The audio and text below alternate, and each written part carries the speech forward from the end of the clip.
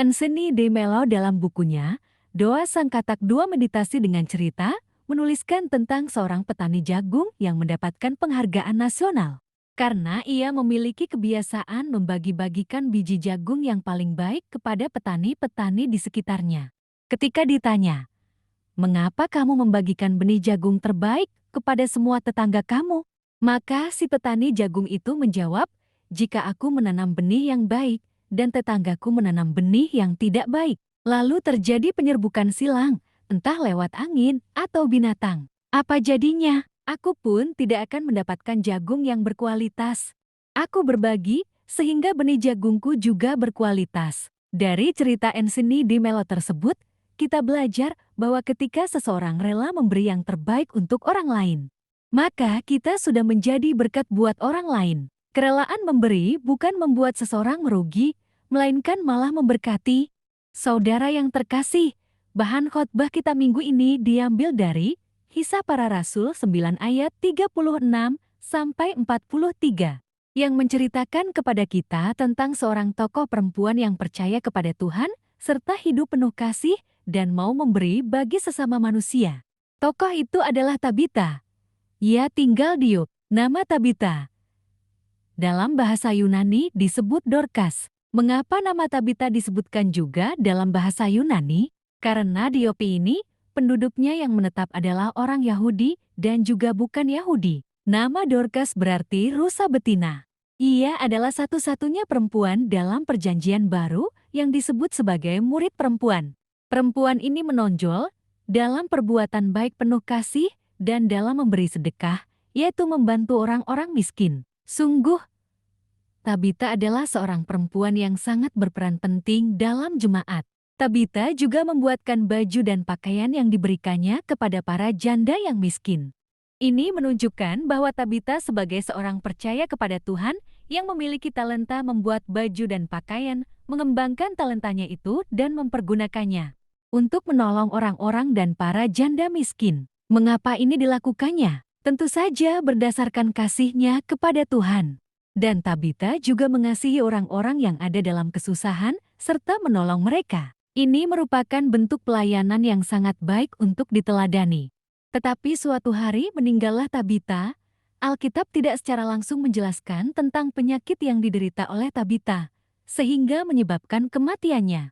Meninggalnya tiba-tiba dan tentu saja menimbulkan duka cita yang sangat mendalam. Segala sesuatu untuk keperluan penguburan sudah dipersiapkan.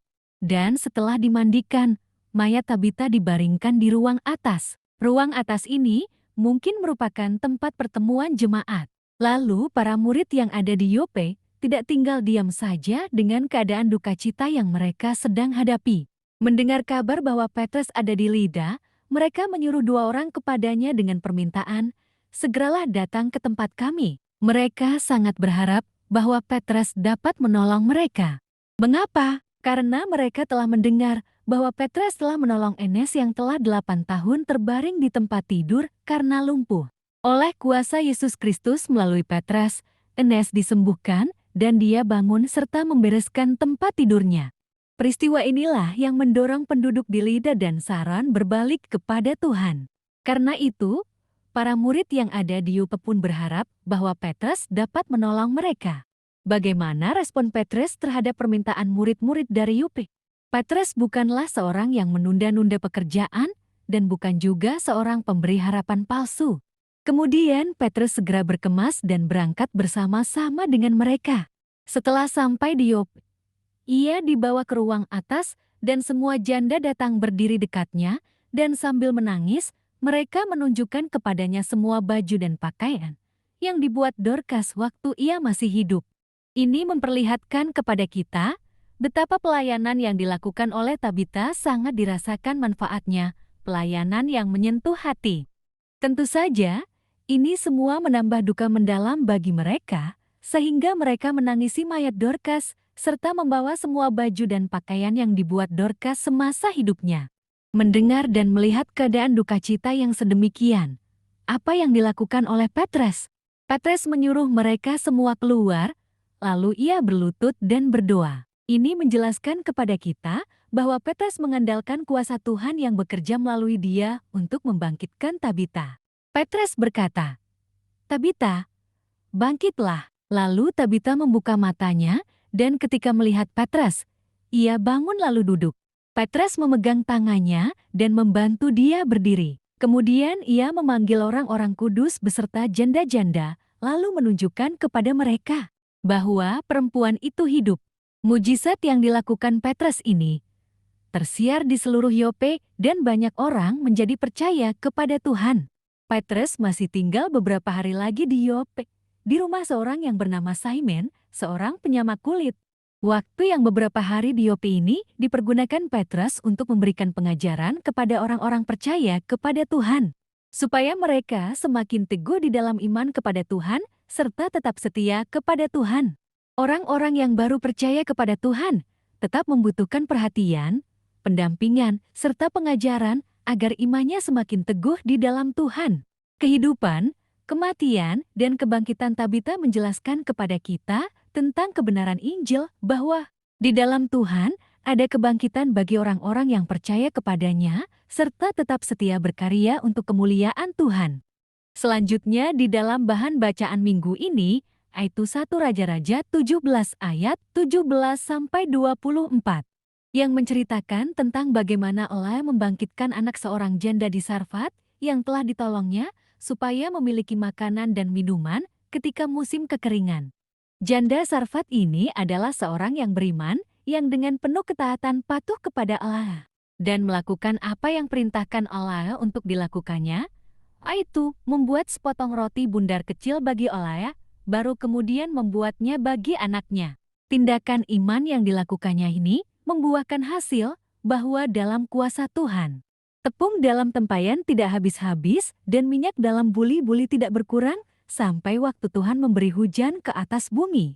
Dan janda di Sarfat ini memberikan kamar atas kepada Allah sebagai sikap hormatnya kepada Allah. Adanya kamar di atas menunjukkan bahwa sebetulnya janda di Sarfat ini adalah seorang yang kaya. Karena pada umumnya, orang-orang membangun rumah sebagai tempat tinggal dengan satu kamar. Kalau seseorang mempunyai rumah dengan lebih dari satu kamar, apalagi ada kamar di atas, itu sudah menunjukkan bahwa ia adalah orang kaya. Boleh jadi, janda Sarfat ini sebelumnya adalah orang kaya. Tetapi, mungkin karena kematian suaminya dan juga musim kering. Selanjutnya, janda Sarfat yang beriman, hidup benar serta bersikap hormat kepada Nabi Allah ini mengalami penderitaan, yaitu anaknya mati. Di tengah penderitaan berat yang sedang dihadapi janda Sarfat itu, apakah yang dia lakukan? Ia datang kepada Elia serta menceritakan dukanya ayat 18. Lalu Elia membawa persoalan itu kepada Tuhan melalui doanya. Elia berdoa supaya anak itu dihidupkan kembali ayat 21. Dan Tuhan mengabulkan doa Elia serta menghidupkan anak itu kembali. Ini menunjukkan bahwa doa memiliki kuasa yang besar. Semua peristiwa yang dialami oleh janda Sarfat ini semakin membawa dia mengenal bahwa Elia adalah abdi Allah. Penderitaan yang dialami oleh janda Sarfat dan anaknya ini membawa kebaikan serta imannya juga semakin bertumbuh. Sahabatku, minggu ini disebut sebagai Minggu Jubilat, artinya bersoraklah. Makna kata jubilat ini adalah bersorak-sorai atas sukacita yang kita alami. Sesuai dengan tema khotbah minggu ini, banyak orang percaya kepada Tuhan. Tentu saja jikalau semakin banyak orang percaya kepada Tuhan, akan membawa kita bersukacita di dalam Tuhan. Seperti tertulis di dalam Alkitab, orang banyak berbondong-bondong mengikuti dia, dan ia pun menyembuhkan mereka di sana. Matius 19 ayat 2.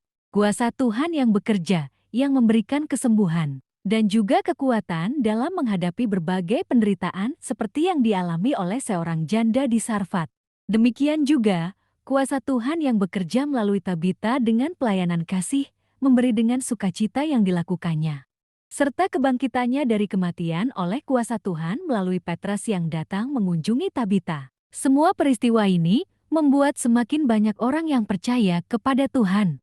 Sahabatku, di tengah kehidupan kita pada masa kini, dengan berbagai pergumulan hidup yang kita hadapi, apa yang hendak kita lakukan agar semakin banyak orang diteguhkan dan tetap percaya kepada Tuhan? Ada 3 hal yang harus kita laksanakan, yaitu 1. Perkunjungan rumah tangga. Setelah masa pandemi yang kita lalui, membuat program perkunjungan rumah tangga secara langsung tidak dilakukan lagi agar memutus penyebaran COVID-19. Tetapi, sekarang penting untuk mengadakan perkunjungan rumah tangga secara langsung dengan melakukan protokol kesehatan yang baik. Melalui perkunjungan yang kita lakukan, kita dapat mengetahui berbagai pergumulan jemaat, mendoakan mereka, serta mendorong mereka untuk terus mengandalkan Tuhan, serta aktif ikut ambil bagian dalam pelayanan gereja.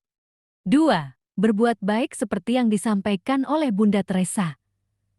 Bila engkau baik hati, bisa saja orang lain menuduhmu punya pamrih, tapi bagaimanapun, berbaik hatilah. 3. Berdoa di tengah penderitaan yang kita alami, percayalah dan setialah kepada Tuhan. Bawalah penderitaan yang kita alami kepada Tuhan melalui doa. Pada akhirnya penderitaan itu membawa kebaikan bagi kita.